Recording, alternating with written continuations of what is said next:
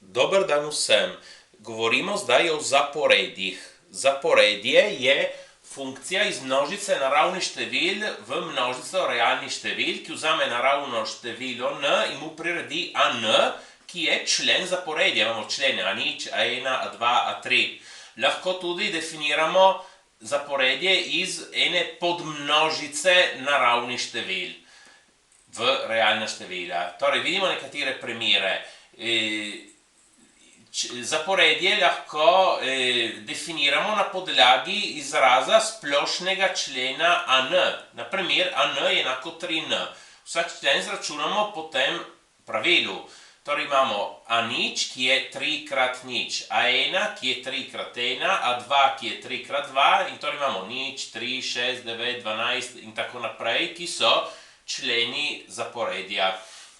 Če upoštevamo zaporedje definirano kot an je enako 1 ulomljeno n, za n ne moramo dati nič, ker bi imeli 1 ulomljeno nič.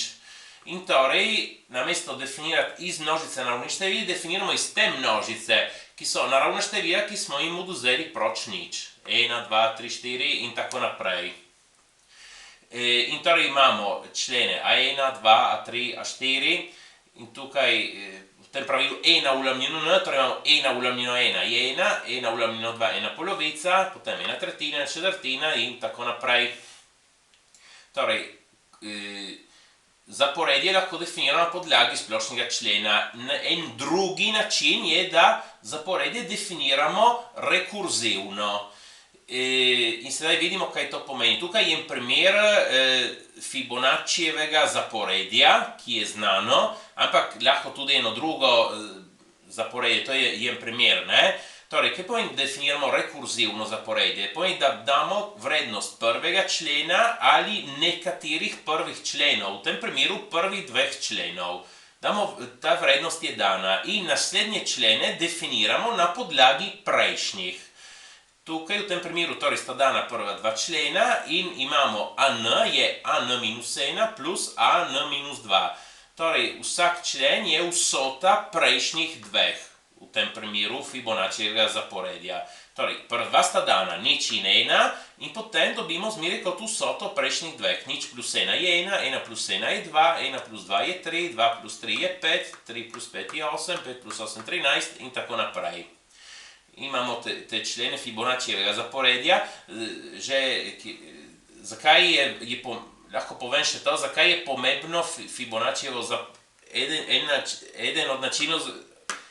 eden od razlogov, zakaj je važno Fibonaccijevo zaporedje, če mi naredimo razmerja med naslednjim členom in prejšnjim členom, 1 ulomljeno 1, 2 ulomljeno 1, 3 ulomljeno 2, 5 ulomljeno 3, ki sem tukaj napisal, te ulomki.